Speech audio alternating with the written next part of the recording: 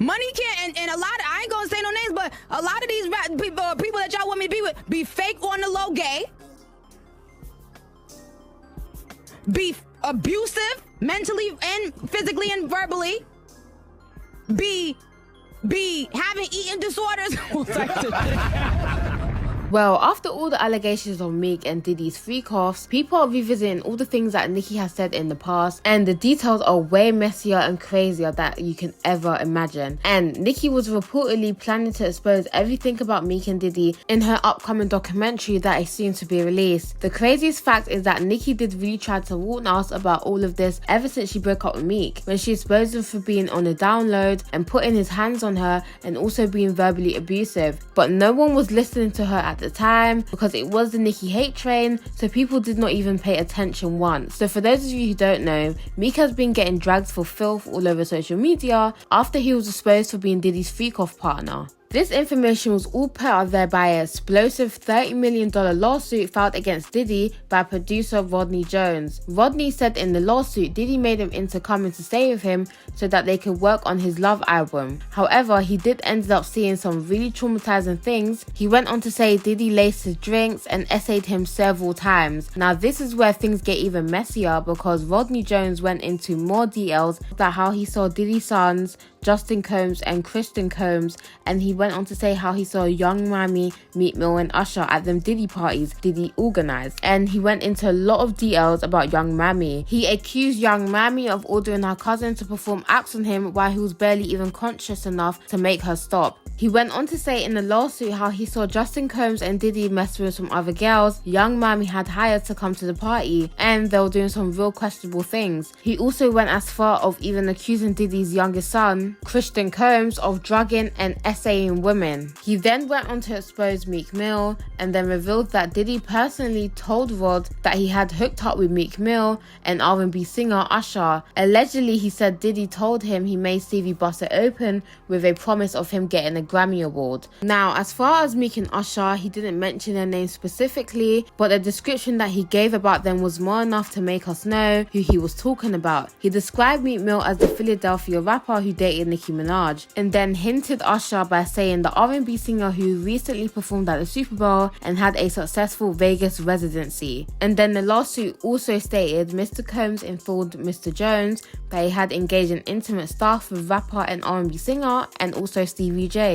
Child, this whole situation just keeps getting messier, but not only that, Rodney Jones also accused Meek of hooking up one of the girls that was at the party. The lawsuit stated rapper Meek on Mr. Combs' yacht consorting with underage girls. People were disgusted and devastated when this got released because it proves that Meek was a part of this entire thing all along. People immediately started to do a little digging and found out that Nicki Minaj actually exposed Meek in the past for these things, and it was just brushed off as her just being bitter. Back in 2020, Nicki went off at Meek Mill because he liked a shady post about her husband Kenneth Petty. Someone had photoshopped Kenneth as a mannequin at the Jimmy Jam store. Meek Mill decided to be petty like always and liked the post. Mind you, before all of this, Meek Mill made a diss track about Nicki's husband and even got into a physical altercation with both Nicki and her husband at the designer store. We picked it right back up, didn't we? You and I.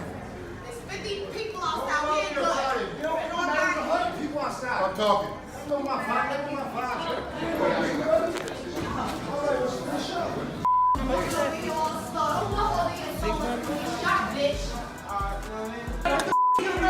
Like I said, please talk to me.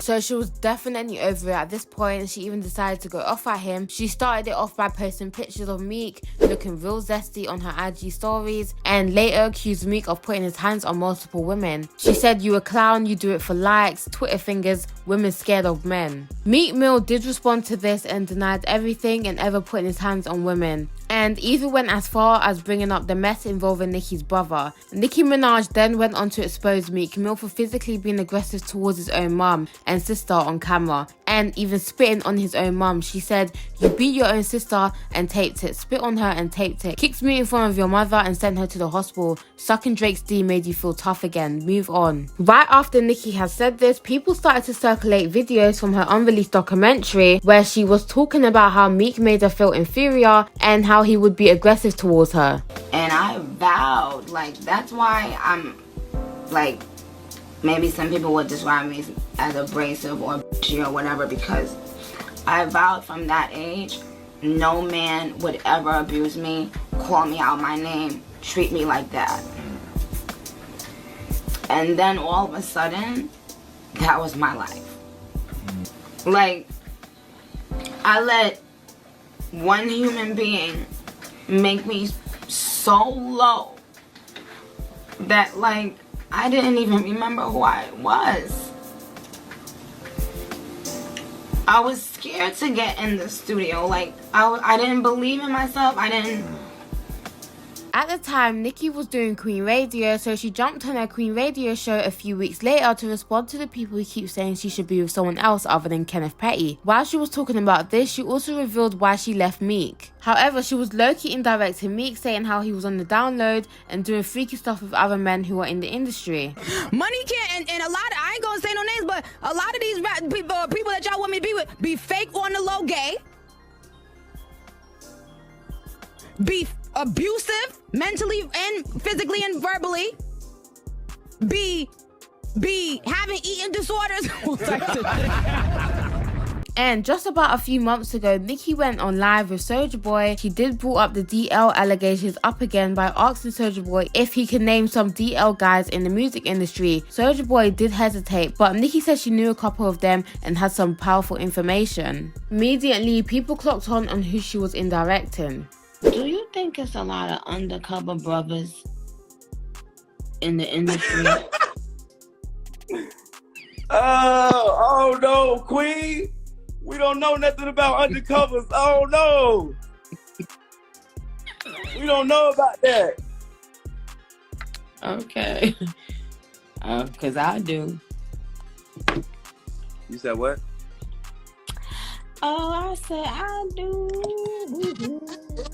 What's even worse, back in 2021, when Nicki announced she was going to release her documentary on HBO Max, it was rumoured that she had receipts in the documentary about some shocking information that go on in the industry. The documentary is meant to be about everything she has condoned and witnessed in 2015 till now. And that included her relationship with Meek and all his other industry partners, including Diddy. It is also supposed to be her speaking on why she dropped Diddy as her manager just a few months ago after he managed her at the beginning of her career. Yes, Nicki was managed by Diddy at one point, right after the release of her successful album Pink Friday, but she dropped him after a few months and never looked back. At the time, they tried to cover it up, trying to say Diddy was not hands-on on Nicki's career. But some people figured it out. He probably tried to introduce Nicki to some of them freak-off parties he's always having, and she left before he could get her tangled up in that mess. Now, when this documentary comes out, I really want to see how it's going to turn out for Meek and Diddy. Diddy's already kind of going down anyway, so that probably wouldn't make a difference in his career. But well, it probably would because it is Nicki Minaj.